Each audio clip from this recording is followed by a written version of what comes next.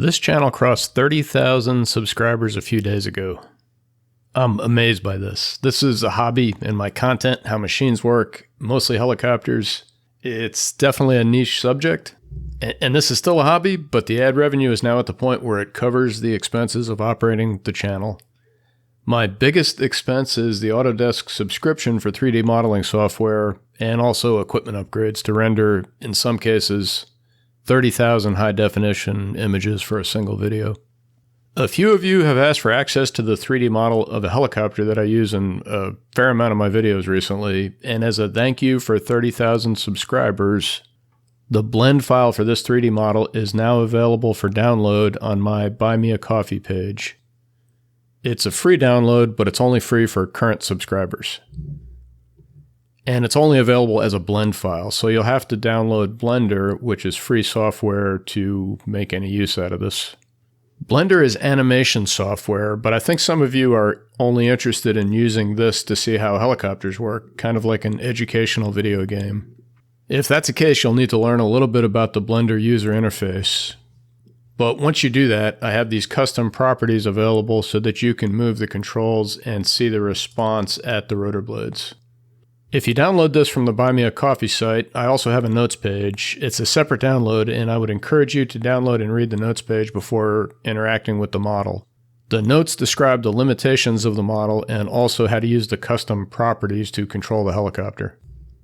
I'll take a few minutes here to cover the limitations and capabilities, although the same information is in the notes page, the one that you can download and read for yourself. I'll start with the limitations, and I'm calling this version 1 of the model, so all these limitations I cover are going to be things that I hope to correct in the future. To start with, blade twist isn't modeled correctly. The Black Hawk has 18 degrees of blade twist, but this didn't look right when I modeled it, so I made an incorrect assumption that 18 degrees was over the main rotor diameter and not for an individual blade. I found out I was wrong by reading Ray Leone's book. It actually is 18 degrees over the span of a single individual blade.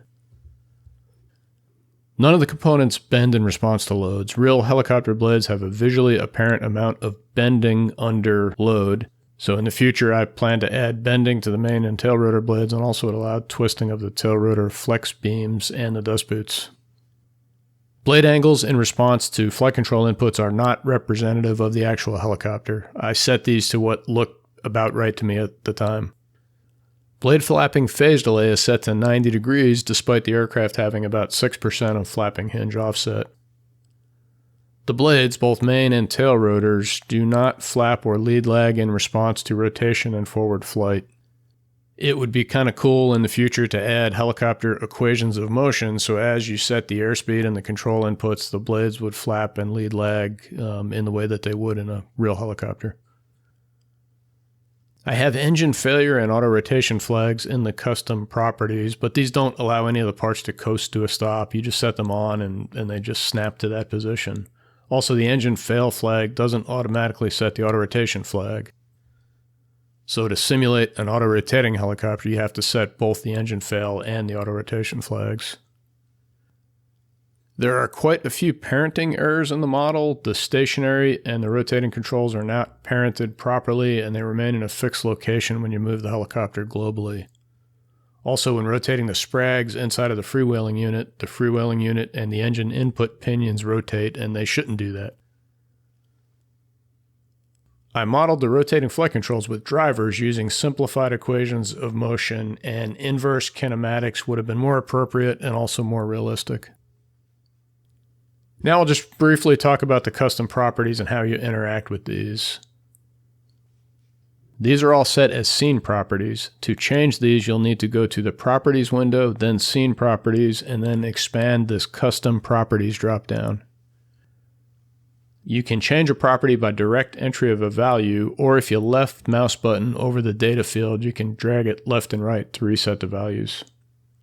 The first custom property is the RPM. This only works when the animation is running, so you press the play button or the shortcut, which is the space bar, and then the helicopter blades will start rotating. You can have this set to 0, which means there is no rotation, and if you slide it all the way to right, it's 100% rotation or 258 RPM. It doesn't look like 258 RPM because of the frame rate in the model and also your individual monitor refresh rate.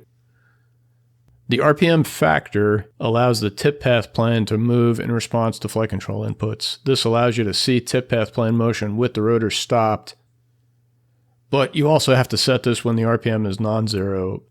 I could have made this work better by using an if statement in some of the drivers, but I didn't do that. So if you want to see the tip path plane respond to the flight control inputs, you'll have to have this value checked.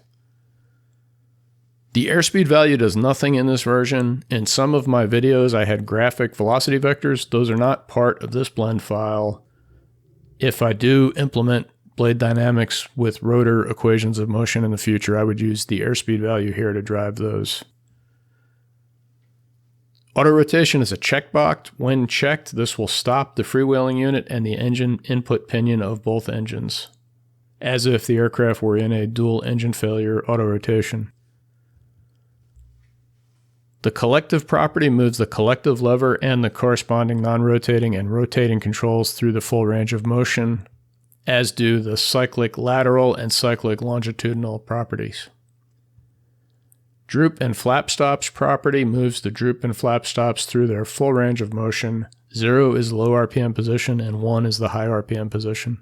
The engine fail checkbox stops the gas generator section of both engines. And I mentioned before, this doesn't automatically set the auto rotation flag. So to simulate an auto rotation, you need to set both the engine fail and the auto rotation flags. The flapping property sets the steady state flapping position of all blades. The flapping constant is used to exaggerate the flapping response to flight control inputs. This was for visualization purposes only, and it doesn't have a real-world analog. The lead lag property moves the lead lag degree of freedom for all main rotor blades through their full range of motion. The pedals property is like the other control input properties. It moves the flight deck pedals and tail rotor pitch through full range of motion. The rotor azimuth property moves the blades from 0 to 360 degrees of rotation, but this property only has meaning and function when the RPM is set to 0. If you have the RPM at a positive value, it's going to disregard this property. The tail rotor blade flapping property moves all of the tail rotor blades through their full range of flapping motion about a 45-degree delta 3 axis.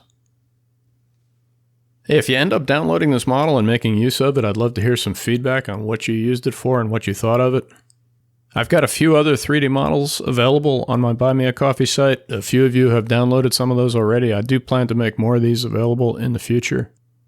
And I really want to thank you for subscribing to this channel, for watching these videos, and helping me generate some ad revenue so I can continue to make more of these. See you on the next video.